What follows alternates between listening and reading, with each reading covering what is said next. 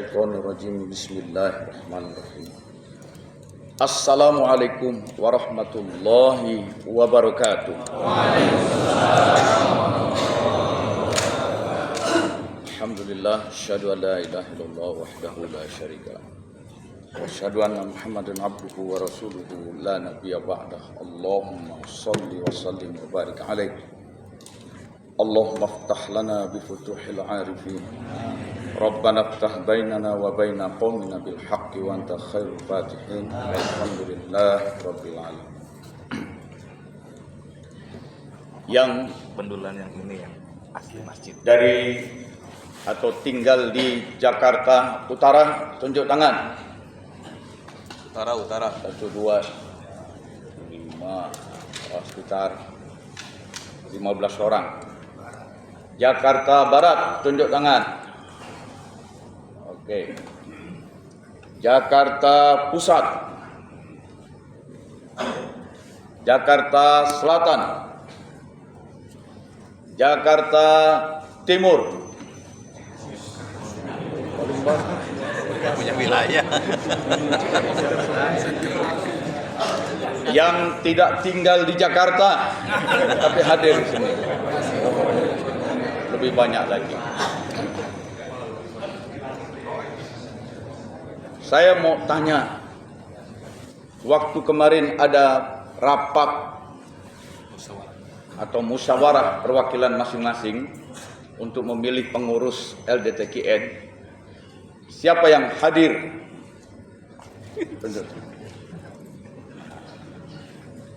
Turun. Sekarang saya mau tanya, yang tidak hadir siapa? Nah, ini dimintai pertanggungan jawab. Kenapa waktu rapat musyawarah wilayah tidak hadir?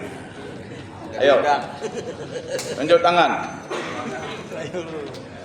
Kenapa? Tidak diundang. Yang bilang tidak diundang, tunjuk tangan. Gak apa-apa. Yang tidak diundang dalam rapat pengurus wilayah masing-masing, tunjuk tangan. Oke. Nah, saudara sekalian, ini suatu introspeksi buat kita. Yang namanya LDTKN itu ormas dari para pengamal. Jadi bukan organisasi tarekat. Kalau organisasi tarekat itu pimpinannya wali mursyid. Kemudian anggotanya itu ya para murid. Itu saja, wali mursyid, murid. Itu organisasi tarekat. Pak Tigin, pokoknya diberesin dulu, Pak. Silakan Bapak bicara aja. Sini. Sini. Ya. Mudah-mudahan nanti pelantikan pengurus baru, sound sistemnya baru semua. Asal yang nyumbang banyak. Saya ulangi, jadi organisasi tarekat pimpinannya wali mursyid, anggotanya para murid.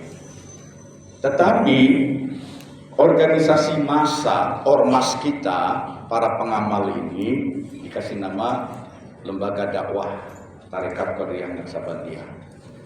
Anggotanya adalah seluruh pengamal, para pengamal Tarekat Qadiriyah Naksabandiyah Suryalaya. Dan itu adalah bagian dari khidmat kita, tadi dikatakan oleh Ustaz Abdul Latif. Semestinya semua orang yang menjadi murid thariqah juga menjadi anggota dan aktivis LDTKN. Menjadi anggota, menjadi aktivis LDTKN berarti juga terlibat dalam merawat organisasi. Jadi antara lain rapat-rapat di perwakilan masing-masing itu harus dihadiri. Ya. Mulai dari rapat pemilihan pengurus. Oke lah, rapat pemilihan pengurus kemarin sudah berjalan.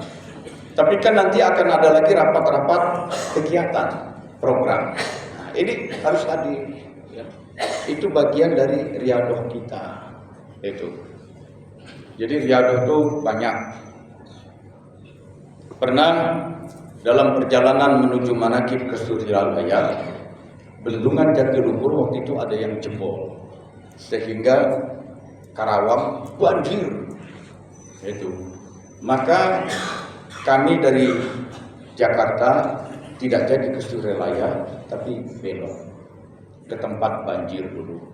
Ternyata betul banyak ikhwan kita yang rumahnya sampai tenggelam sebatas genteng rumah.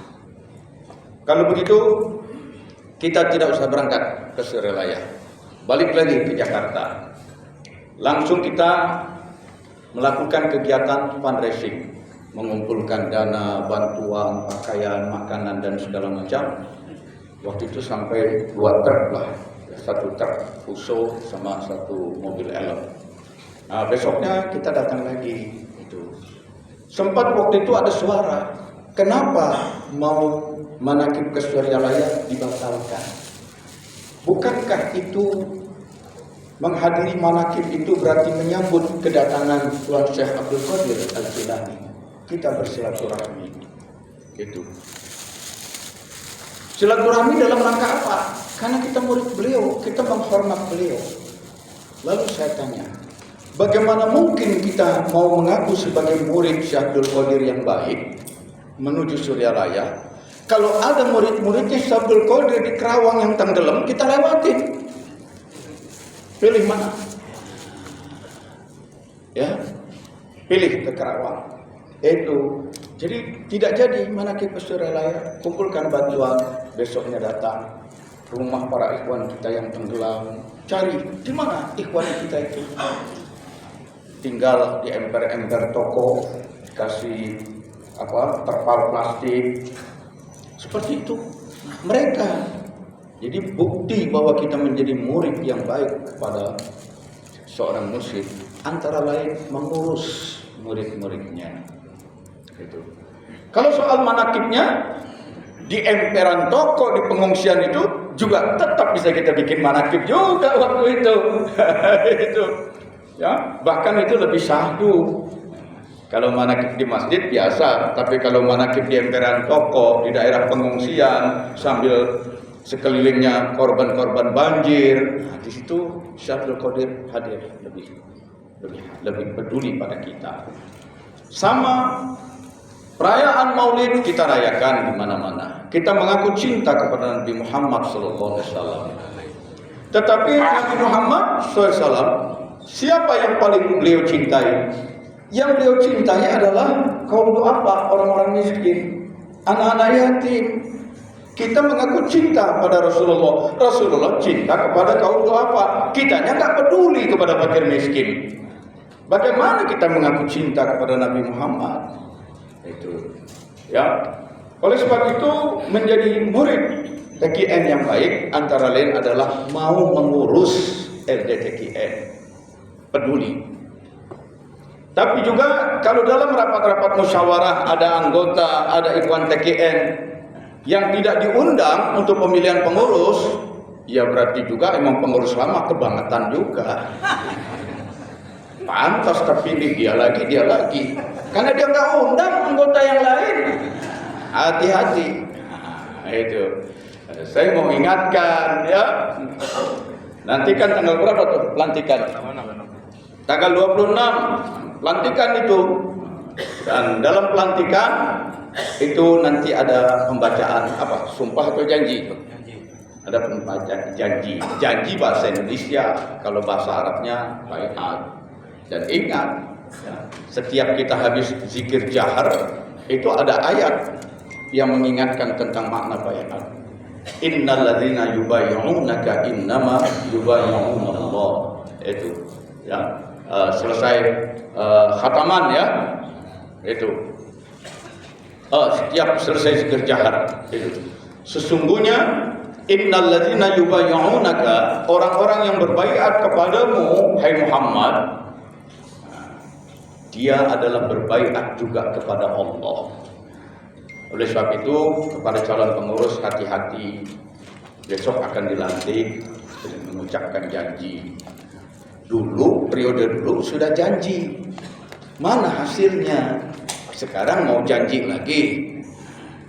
Jangan-jangan makin dalam ntar ente. Begitu. Itu hati-hati ya. Nah, terus terang ini introspeksi ya. Jadi jangan ada lagi pemilihan pengurus yang terpilih dia lagi, karena yang diundang itu juga. Itu anggota yang lain nggak diundang.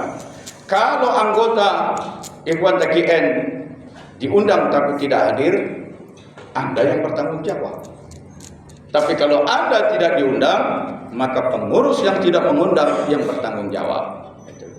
Tetapi seperti Ustaz Latif katakan tadi, terserahlah apakah kita diundang atau tidak, masuk atau tidak dalam struktur kepengurusan, kita berusaha menjadi murid yang baik. Dan sebagai murid yang baik, tetap mengurus. Itu. Jalan keluar ada.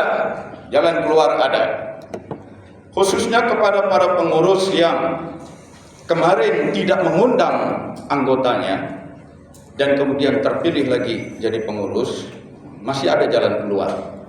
Kemarin itu kan rapat untuk pemilihan pengurus. Besok masih ada lagi rapat-rapat penyusunan program dan pelaksanaan kegiatan. Hendaknya dalam penyusunan program dan pelaksanaan kegiatan libatkan betul anggota.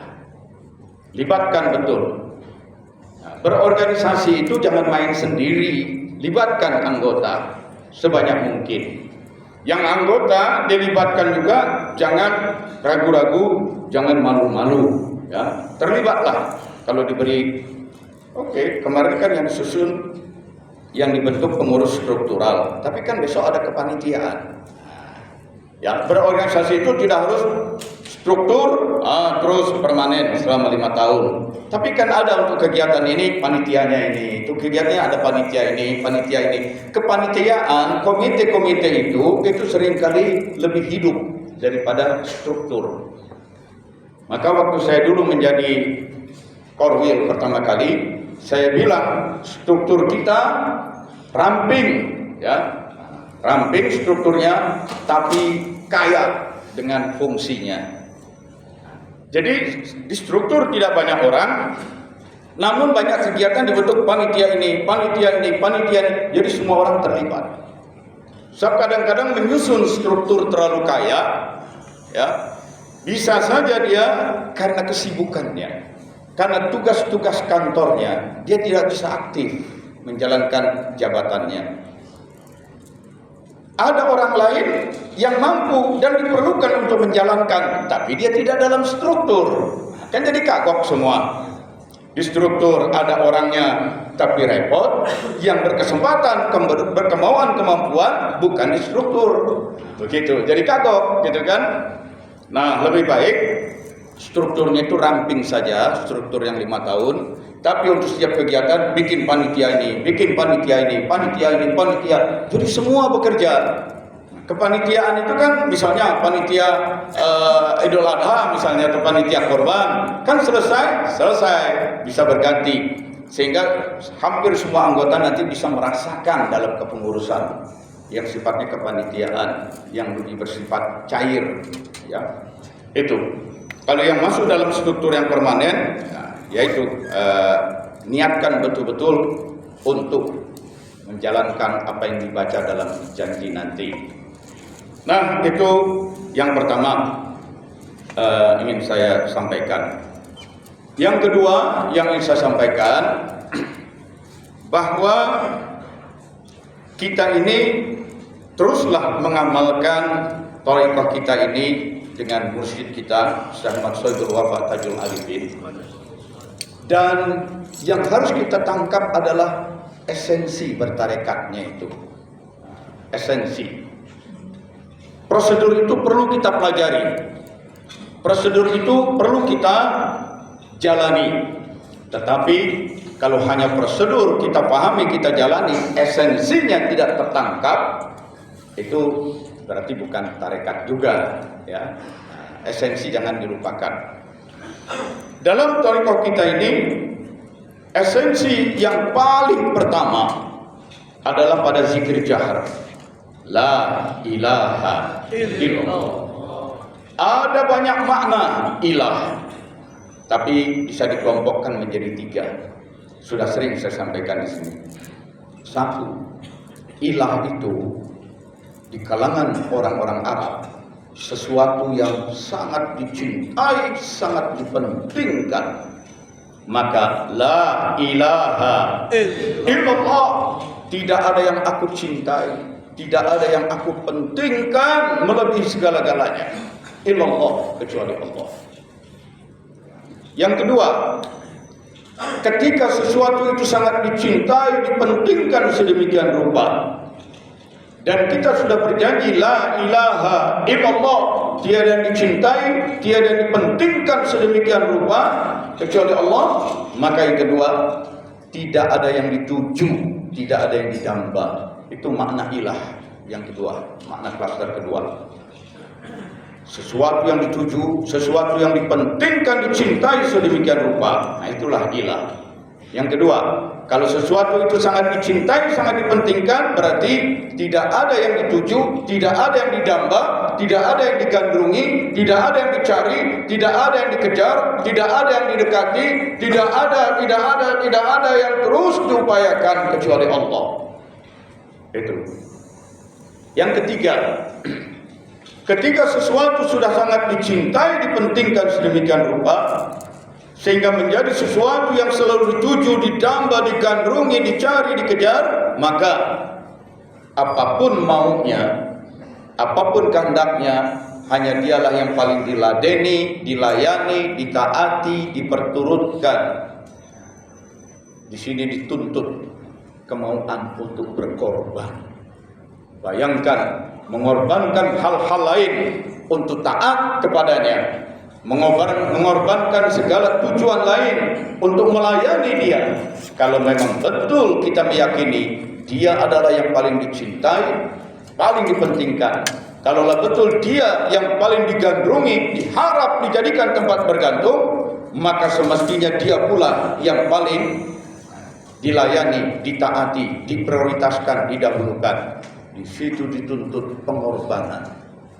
Dan tidak mungkin orang mengaku beriman itu tanpa berkorban. Di mana-mana kita pelajari berbagai macam agama, bukti dari bahwa Anda beriman adalah berkorban. Oleh sebab itu semua bentuk keyakinan, apalagi agama, keyakinan agama, selalu ada korban. Kita kan infak, sedekah, korban itu sebuah konsekuensi logis dari orang beriman. Maka kita harus berani mengorbankan segala sesuatu demi Allah. Itu esensi yang pertama, ya. Betul hanya dia yang dituju, hanya dia yang dicintai, dipentingkan, hanya dia yang dituju, didamba, diharap, digandrungi, dijadikan tempat bergantung, hanya dia yang paling ditaati, diladeni, dilayani. Dan selain dia, masih Allah, apapun selain Allah, kita buang dari qalbu kita. Maka bentuk zikirnya la ilaha illallah, la ilaha illallah, la ilaha illallah, la ilaha illallah, la ilaha illallah, la ilaha illallah, la ilaha illallah, la ilaha illallah, la ilaha illallah, la ilaha illallah. Itu esensi bertarekat. Yang kedua, kenapa la ilaha illallah? Tiada yang dicintai, dipentingkan, tiada yang dituju, didamba, diharap, tiada yang ditaati, diladeni kecuali Allah. Kenapa? Karena Allah adalah Rabb bagi kita. Allah Rabbul Alamin, Rabb pemilik alam semesta.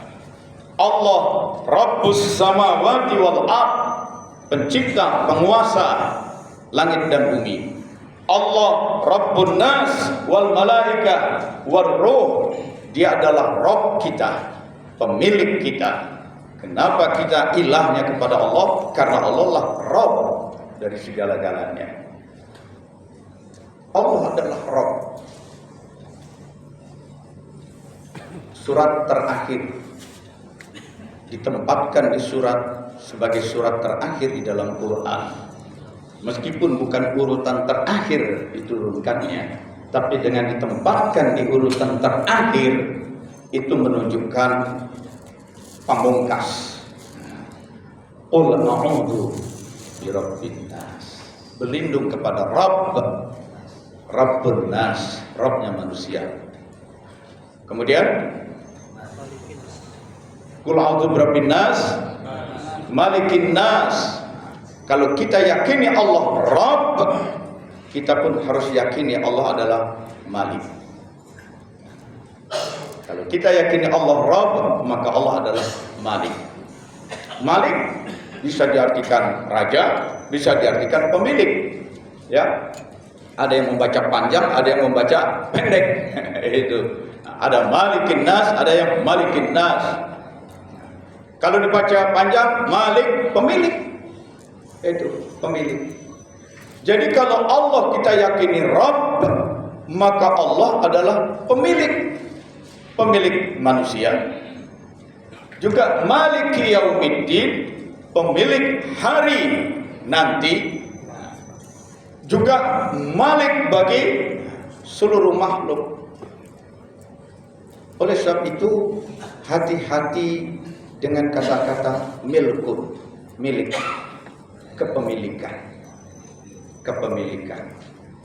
Ini kalau kita terima Allah Rabb, kita terima Allah sebagai Malik, pemilik, lalu milik kita yang mana? Milik kita yang mana? Hati-hati. Islam mengajarkan kita berkorban untuk tidak merasa memiliki. Islam mengajarkan kita untuk berinfak, bersedekah, berzakat, supaya tidak merasa memiliki. Itu. Ada seseorang yang sampai hampir semaput, hampir pingsan karena keluarganya meninggal dunia. Mungkin karena bapaknya, ibunya, mungkin karena suami atau istrinya, atau pasangan hidupnya kritis, dirawat di rumah sakit. Dia seperti langit mau runtuh, seperti tubuh ini kehilangan semua tulang dan otot, lemes saya, gimana? Ya, suami saya meninggal, atau istri saya meninggal, atau anak saya meninggal. Kalau ada seorang tarekat sampai begini menghadapi kematian, periksa la ilaha illallah. Memang pemilik suami kita siapa? Pemilik istri kita siapa? Pemilik anak kita siapa? Pemilik harta kita siapa? Kenapa harus sampai begitu? Gak boleh. Sehingga dalam Islam saja yang namanya berduka itu dibatasi maksimum hanya 3 hari. Maka kalau ada kematian, cuti jangan lama-lama. Apalagi kematian itu yang mati kan cuma badan, fisik, basar, lahiriah. Begitu basar mati, ruh diwafatkan, dicabut keluar. Basar badan yang mati dikubur, busuk, hancur, musnah menyatu tanah. Ruh kan nggak mati, ruh nggak musnah, ruh melanjutkan kehidupan. Maka bagi Jalaluddin Rumi, seorang ulama sufi, kematian itu bagi seorang yang beriman adalah pintu gerbang yang indah yang akan mempertemukan dirinya dengan kekasihnya. Allah itu sangat sayang pada kita. Allah melindungi kita, Allah memberikan rezeki kepada kita, Allah menyehatkan kita, Allah membahagiakan kita, Allah yang mengatur, merawat setiap aliran darah, setiap metabolisme sel di dalam tubuh kita. Allah begitu peduli, dan Allah begitu penyayang, dan Allah begitu merindui kehadiran kita. Jadi kematian itu bukan akhir segala-galanya. Pas juga manqobahnya tentang kematian, Syekh Abdul Qadir. Ya. Dan mati bukan sesuatu yang harus ditakuti. Apakah terjadi pada diri kita, pada orang sekitar kita, orang-orang yang kita kasih, atau siapapun. Rasulullah mengajarkan supaya kita salah satu norma hidup yang baik dari Rasulullah adalah selalu zikrul maut. Selalu ingat kematian. Selalu ingat kematian. Dan di antara celakanya manusia di akhir zaman, kata Nabi, karena mereka terkena penyakit al-wahan, hubbud dunia wa karahiyatul maut. Cinta pada dunia dan takut dengan kematian. Oleh sebab itu, salah kalau kita datang ziarah ke macam-macam kuburan, itu adalah untuk meminta demi kepentingan duniawi kita. Itu salah. Wajar Rasulullah pernah melarang ziarah di masa awal kedatangan Islam. Karena orang jahiliyah menganggap, ayo datang, ini kuburan tokoh. Dulu bangsa Quraisy, dulu kepala suku kita, dulu nenek moyang kita, ini tokohnya. Dia berperang dalam puluhan kali perang. Dia banyak menghasilkan harta rampasan. Tubuhnya banyak tergores dengan luka-luka karena dia memiliki kelebihan. Nah, sekarang datanglah ke kuburannya untuk meminta. Untuk minta rezeki, minta panjang umur, minta. Itu yang dihukumkan syirik. Dan Rasulullah melarang ziarah-ziarah seperti itu. Ditanamkan betul la ilaha illallah, hanya kepada Allah. Mantap. Maka Nabi katakan, kuntu nahaitukum an ziyaratil qabr. Dulu aku melarang kalian menziarahi kuburan-kuburan, karena kalian diajarinnya untuk minta sih. Fazurhu. Nah, sekarang sudah mantap iman, lakukan ziarah. Untuk apa ziarah? Untuk belajar. Ya. Kafa bil mauti wa'izah atau mau'izah. Ya. Kematian itu menjadi pelajaran. Jadi kalau terhadap kematian itu jadi pelajaran, cukup. Tidak usah meraung-raung, menangis, tidak usah merasa kehilangan betul. Nah, jadi yakin la ilaha illallah. Kenapa Allah kita ilahkan? Karena Allah adalah Rabb kita. Dan karena Allah adalah Rabb, maka Allah adalah Malik, pemilik kita, pemilik segala-galanya. Maka menjadi orang TKN itu tidak boleh merasa memiliki. Termasuk dalam berorganisasi. Dalam organisasi, ada kecenderungan orang kalau terpilih jadi pengurus organisasi, maka dia merasa sebagai pemilik dari organisasi itu. Hati-hati. Kita sendiri selalu diingatkan, Sayyidul Qaum, pemimpin suatu kaum, khadimuhum, adalah pelayan, bukan pemilik. Kadang-kadang terpilih menjadi ketua perwakilan, terpilih menjadi ketua majelis, terpilih menjadi ketua, dia langsung menganggap semua ikhwan TKN itu miliknya, muridnya. Wakil talqin saja tidak boleh ada rasa dan kesadaran ini adalah muridku. Murid ini murid mursyid. Jangan wakil talqin menganggap para ikhwan sebagai muridnya. Apalagi jadi pengurus LDTKN. Apakah di tingkat pusat, nasional, di tingkat korwil, provinsi, di tingkat kabupaten kota, perwakilan, atau di majelis masjid. Jangan merasa memiliki organisasi itu dan memiliki para ikhwan, para akhwat. Sudah begitu mengunci lagi, mengangkangi lagi, tidak membuka kesempatan yang luas. Maka akibatnya di organisasi itu terjadi pembusukan dari dalam, tidak terjadi kaderisasi. Itu. Sudah gitu bangga lagi, saya memimpin majelis taklim ini sudah 25 tahun. Wah, hebat dong Ustaz, mimpin majelis taklim 25 tahun. Lalu sudah berapa banyak kader yang menjadi ustaz juga selama 25 tahun. Ya habis, nggak ada sih yang bisa gantiin. Aneh kepilih lagi. Bukan aneh kepilih lagi, ente yang mengunci. Ente tidak memberikan kesempatan orang lain tumbuh. Ente mengangkangi para anggota majelis taklim. Hati-hati. Nah, kita paling tidak TKN Jakarta tidak seperti itu.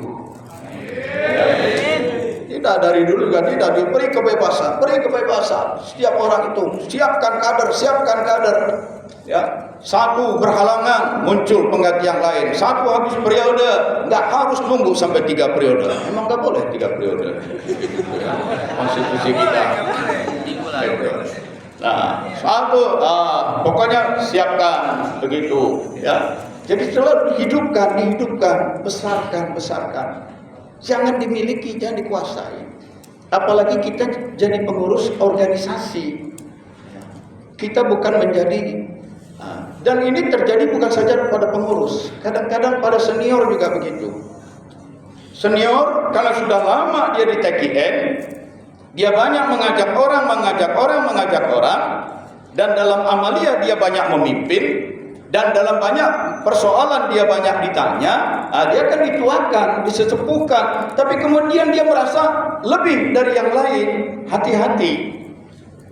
Justru la ilaha illallah. Dalam puncak la ilaha, tiada ilah, artinya tiada diriku. Itu puncaknya justru. Kalau sudah bisa merasakan la ilaha tiada diriku, la ilaha tiada aku, maka yang menentukan segala-galanya bukan aku. Zero, aku nol. Terjadi proses zeroing yang disebut dengan fana fillah, menolkan diri. Ini jadi menghadapi berbagai macam tekanan, musibah yang saat ini sedang terjadi, hati-hati.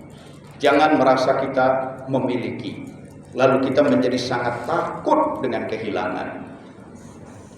Teman-teman yang sekarang sudah menjelang pensiun juga hati-hati. Jangan merasa takut dengan kehilangan. Memang sih menjelang pensiun orang disiapkan program MVP, mati pelan-pelan. Ya, jangan merasa takut kehilangan.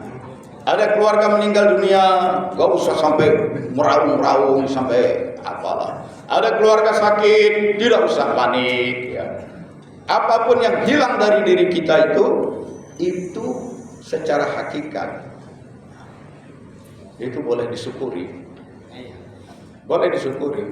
Karena kamu sih terlalu merasa memilikinya, maka diambil deh oleh pemiliknya yang asli. Itu bagian dari latihan. Kamu sih terlalu merasa memiliki, sehingga akhirnya diambil oleh pemiliknya yang sesungguhnya. Untuk penegasan, emang siapa pemilik yang sebenarnya? Itu, ya. Pemilik segala-galanya adalah Allah, termasuk dalam urusan rezeki. Kita wajib bekerja, berikhtiar, tetapi kalau soal rezeki itu sepenuhnya dari Allah. Maka sesekali kita perlu menyelenggarakan khalwat. Mudah-mudahan khalwat 40 hari nanti dipimpin oleh pengurus Korwil yang baru bisa jalan lagi, karena kemarin ada tahun pemilu, itu kita tunda. Ternyata khalwat 40 hari itu sangat besar manfaatnya dalam berbagai tarekat. Dan orang-orang TKN yang pernah ikut khalwat 40 hari itu pun semua menyatakan bagus. Itu. Saya belum lama ini diskusi dengan seseorang. Apakah iya dengan training 3 hari orang bisa berubah menjadi jadi benar? Setelah dalam training itu nangis-nangis, tobat-tobat apa? Tidak. Kita sudah lama menjalani kegiatan pelatihan-pelatihan, dan ternyata dengan pelatihan singkat itu bekasnya nggak lama. Lalu muncul pertanyaan, pelatihan yang bagaimana yang memberikan hasil lebih panjang? Ternyata pelatihan itu harus 40 hari. Harus 40 hari. Maka Nabi Musa disuruh naik ke atas gunung di training itu 40 hari. Di dalam Bible pun Yesus, Nabi Isa 40 hari juga disuruh puasa.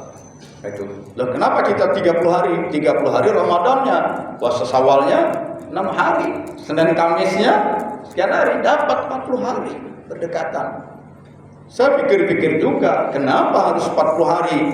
Perubahan perilaku lebih bisa bertahan permanen itu kalau trainingnya 40 hari. Saya tanya pada beberapa teman ahli mikrobiologi, makanan yang kita makan dikunyah, dihancurkan, diserap, lalu dibawa ke sekujur tubuh, diserap oleh sel, menjadi bagian dari sel itu, lalu sel itu mati, lalu dia keluar. Jadi apa yang kita makan itu keluar itu berapa hari? 40 hari siklusnya. Pantas juga orang yang makan makanan haram itu banyak doanya nggak diterima. Makan daging babi itu 40 hari nggak diterima doanya, karena nyangkut 40 hari. Itu 40 hari itu baru lepas keluar. Nah, khalwat 40 hari. Selama 40 hari khalwat, makanan kita jauhi, kebiasaan-kebiasaan buruk kita jauhi. Ya. Juga di Masjid Nabawi, hadisnya itu siapa yang 40 hari sholat di masjidku, dia akan terbebas dari kemunafikan. Artinya imannya kokoh. Cuma karena jamaah haji di Madinah nggak bisa selama itu 40 hari, arba'in, 40 kan arba'in, maka kemudian Ustadz belokin jadi 40 waktu. Justru yang 40 waktu ini sebenarnya nggak ada dasarnya itu. Di Madinah ngejar sholat, wah mau ngapain? Arba'in, 40 waktu sholat di Madinah. Nabi bilang 40 hari bukan 40 waktu. Ya tapi kalau kita berhaji di Madinah aja 40 hari kelamaan. Banyak tugas-tugas lain, selain modalnya juga perlu besar. Nah, maka Ustadz berfatwa 40 waktu, boleh dah. Pokoknya 40 ya. Nah, jadi kata 40 itu bukan sembarangan. Ya. Dalam hadis sudah dijelaskan, siapa yang orang sudah lebih dari umur 40, kelakuannya belum berubah juga, sampai mati dia bakal begitu. Susah berubah. Maka para tokoh negeri kita, pendiri republik ini, mengatur dalam konstitusi presiden itu harus 40 tahun. Coba jadaran kemarin kecelakaan apa nih? Ya, jangan ada mabuk nanti lagi. Itu. Nah, hati-hati. Nah, jadi itu. Nah, saudara sekalian, mudah-mudahan nanti halwat kita bikin lagi yang 40 hari kita latihan, meninggalkan segala urusan duniawi. Ya. Jam 2:30 sudah dibangunkan. Mandi, lalu sholat, macam-macam sholat dan zikir. Kira-kira 45 menit menjelang waktu subuh, sahur. Karena siangnya puasa, sahurnya pun nggak macam-macam.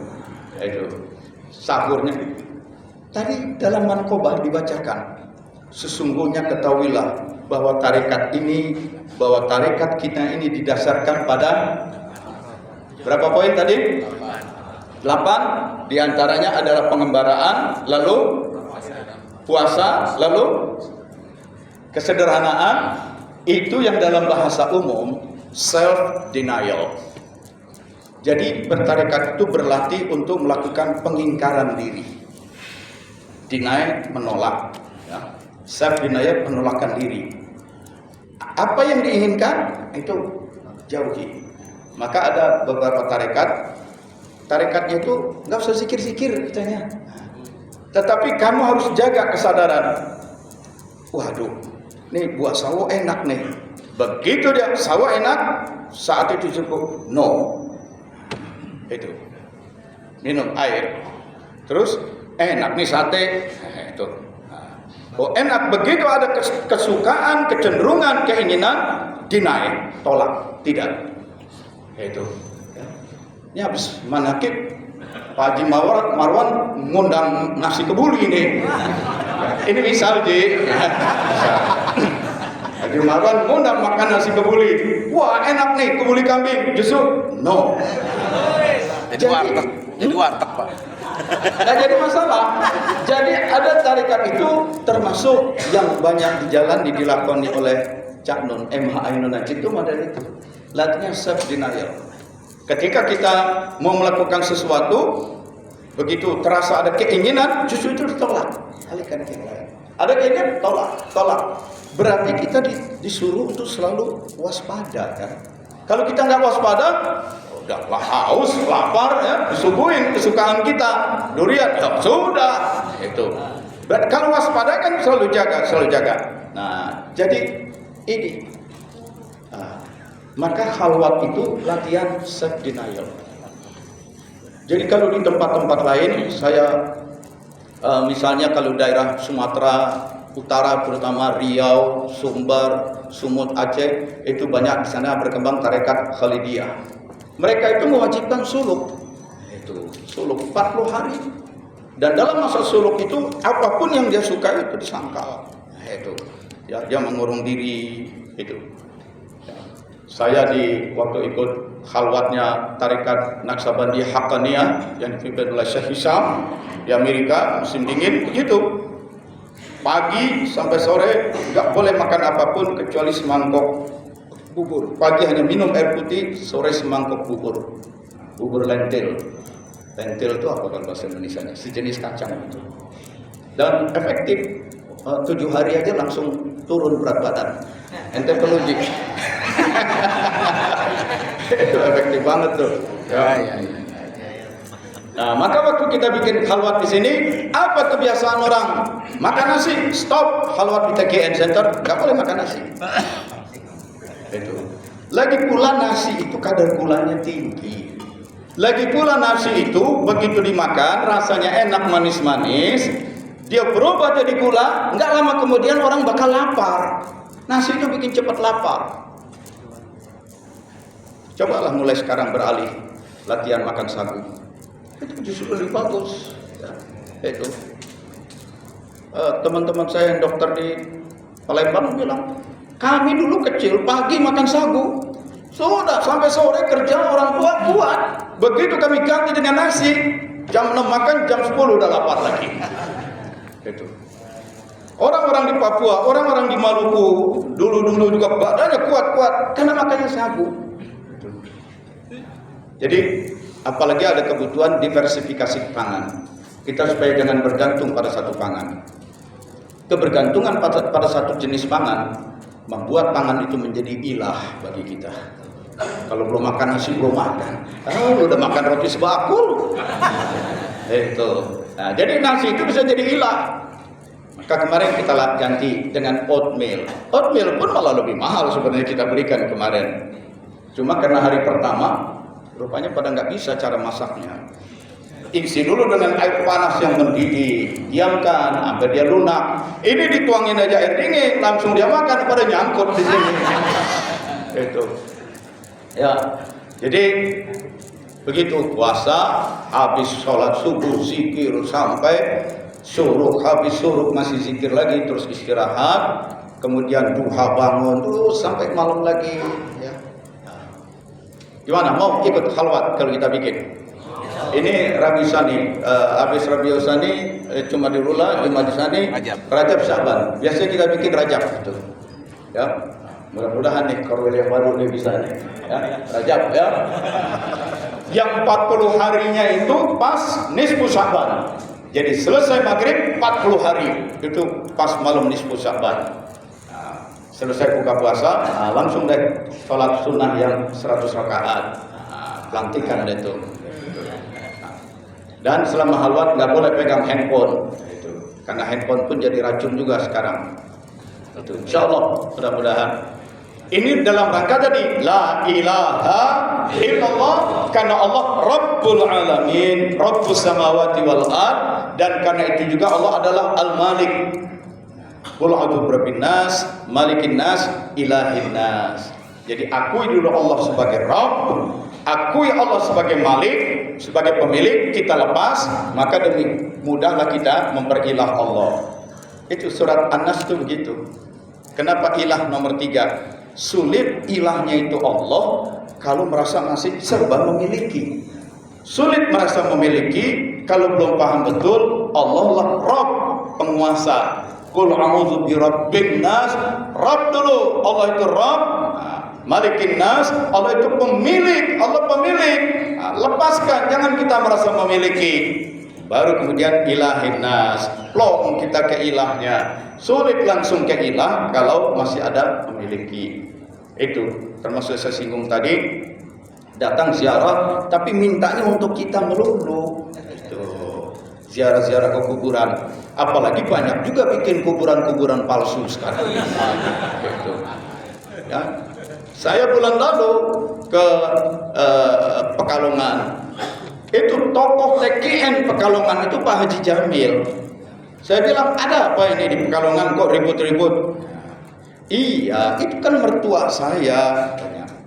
Jadi mertua saya itu punya teman dari kecil, teman main, sampai itu teman tua. Nah, dia nggak punya anak, dia mengangkat anak. Gitu. Nah, anaknya ini kemudian ya kira-kira dikiaikan lah. Nah, ya, si bapak angkatnya meninggal dunia, si anak ini jadi kiai, jadi tokoh. Entah bagaimana, inspirasi dari mana, dia bikin kuburan bapak angkatnya diubah menjadi bentuk kuburan keramat, ditulis pakai nama Habib Anu. Lalu tiap tahun ada haul selama 40 malam. Jadi malam ini ceramah di sini, yang ceramah Habib Anu. Nah, datang tuh pengunjungnya dari banyak tempat. Besok Habib ini yang ceramah, datang pengunjungnya dari luar. Warga sekitar sendiri nggak banyak. Itu yang datang itu dari luar. Tapi acara-acara haul itu kan harus pakai makan nasi kebuli. Nah, warga sekitarnya itu dipungut setiap kartu keluarga saat kakak itu sekian puluh ribu untuk membiayai itu acara haul. Jadi warga pun mulai nyindir-nyindir keluarga itu. Dia jadi Habib nih ya, katanya. Itu. Nah, mertua saya ini kemudian menegaskan, itu teman saya, sedari kecil dia bukan Habib.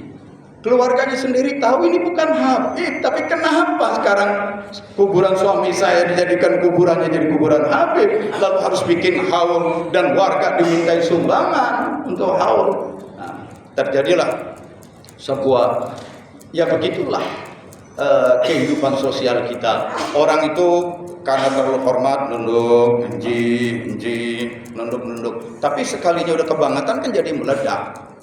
Begitu meledak, datang rame-rame dibongkar itu kuburan. Jadi bongkar atasnya doang gitu supaya nggak pakai. Oh, jadi begitu. Nah, ini terjadi pada orang dekat, orang TKN sendiri. Begitu juga di daerah Tegal Timur. Nggak perlu hal-hal seperti itu. Kenapa? La ilaha illallah. La ilaha illallah. La ilaha illallah. Nah, yakini Allah Rabbun Nas, Malikin Nas, Ilahin Nas. Rabb pemilik, penguasa, Malik pemilik, maka kita jangan merasa memiliki. Itu memiliki dalam arti menguasai, maka kita akan menjadi lebih mudah dalam berilahkan kepada Allah. Sering-sering melakukan self denial, itu ya, latihan untuk melepas apa yang kita ingini, apa yang kita cintai, lepas.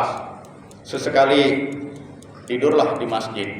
Kenapa? Tidur di rumah, di kamar empuk, kamar ber-AC, kasur empuk biasa. Tidur di masjid sini, di karpet.